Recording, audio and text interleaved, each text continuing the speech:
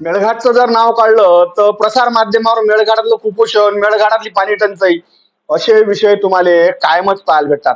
पण मेळघाटातला एक हिरा म्हणजे मेळघाटातला पहिला IIT झालेला तरुण मी आज तुमच्या समोर घेऊन येत आहे. तर माझ्यासोबत एक माझा मित्र आहे. साऱ्यात पहिले गावरान नांदी स्वागत आहे. पुरा परिचय सांग, मा लोक ऐकायला तयार आहेत. आणि बाबा IIT एकदम.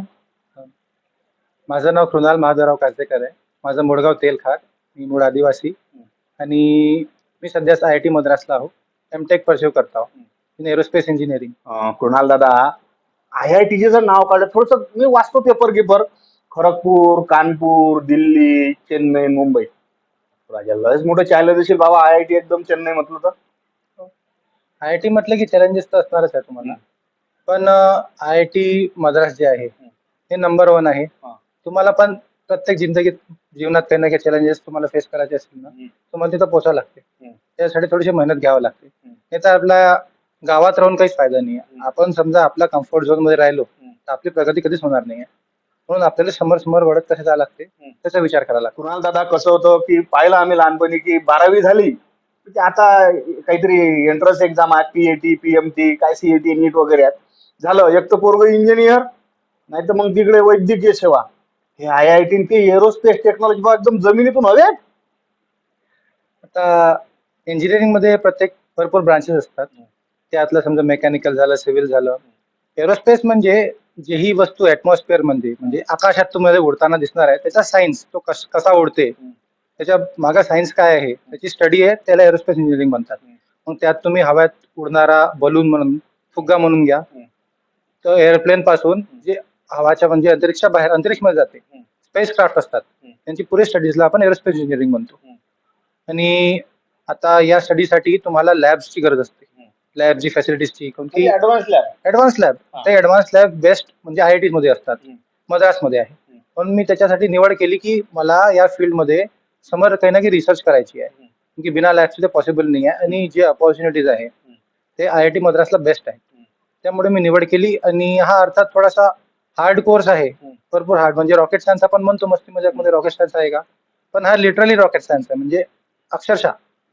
त्यामुळे हा थोडासा मला रुचीवाला आहे आणि त्यामुळे मी निवडलो. कृणाल दादा, कसं आहे, आजकाल तर 11वीत ऍडमिशन म्हटलं की साऱ्या जमान्याचे वाक्य लय टोले घ्या लागतात. मला माहित आहे आता. मला लय जणांचे फोन येतात, भाऊ एखाद्या ऍडमिशन करून द्या ना. राजा, तिथपर्यंत जायला काय की नाही, वज्जर वाक्य झाले असतील, लय मेहनत घ्यायला लागली असेल.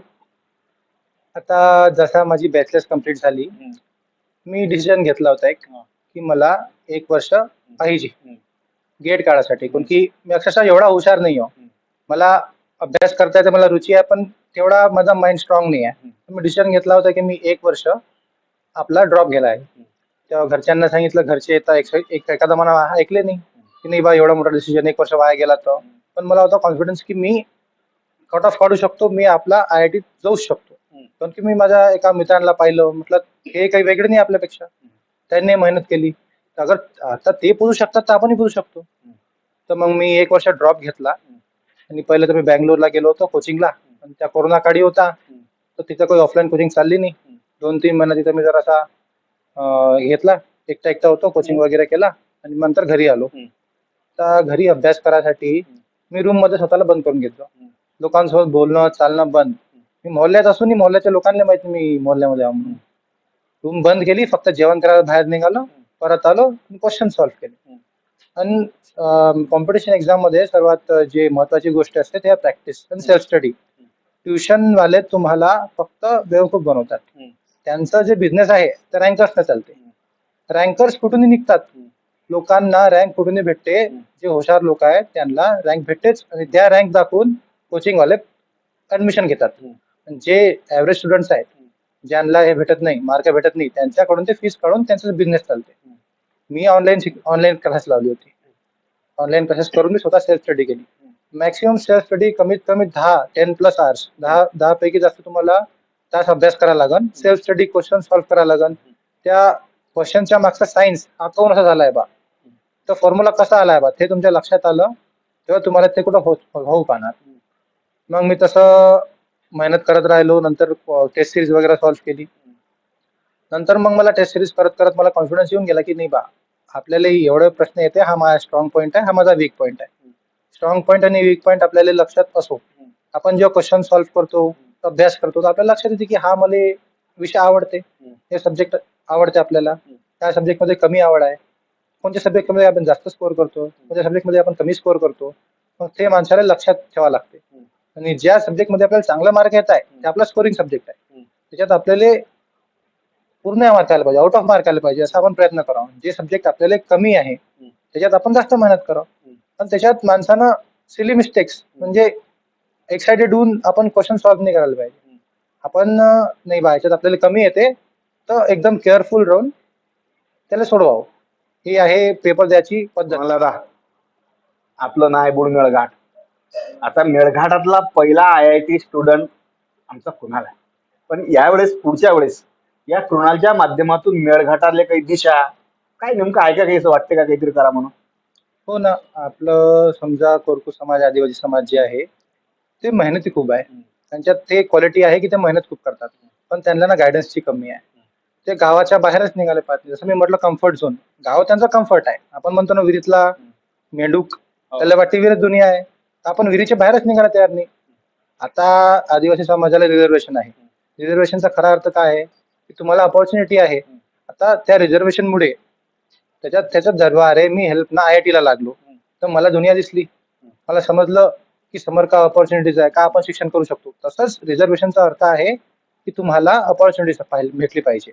असं मोठ्या पोस्टवर जसं प्रत्येक हे असतात, विभाग असतात, पंचायत विभाग झालं, पोलीस विभाग झालं, असे प्रत्येक विभागात जे मोठे अधिकारी आहेत, ऑफिसर्स आहेत, त्या पॉवरफुल पोझिशन मध्ये आपल्या आदिवासी पोरं म्हणजे मुलं मुली हे लोक लागले, तेव्हा आपल्याला इन्फ्लुएन्स येईल, तेव्हा आपले लोक समोर जाईल.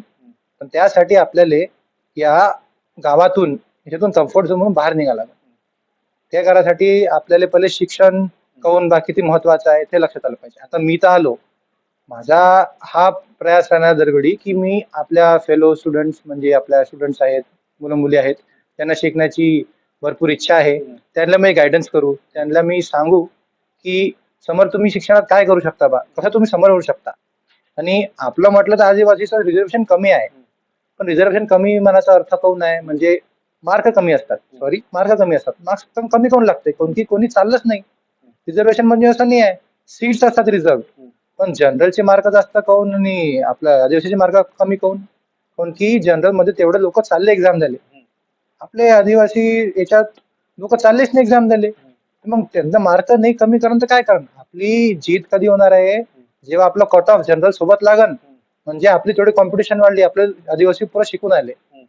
त्यासाठी आपल्याला गायडन्स करायला लागेल. आणि माझं तर हेच मत आहे, मला जेही हे सोर्स भेटला, मला कोणी विचारलं, गायडन्स सांगितलं, तर मी त्याला बरोबर सांगतो की समोर आपण काय शिकायला पाहिजे. तुम्ही हे फॅमिली पाहू शकता.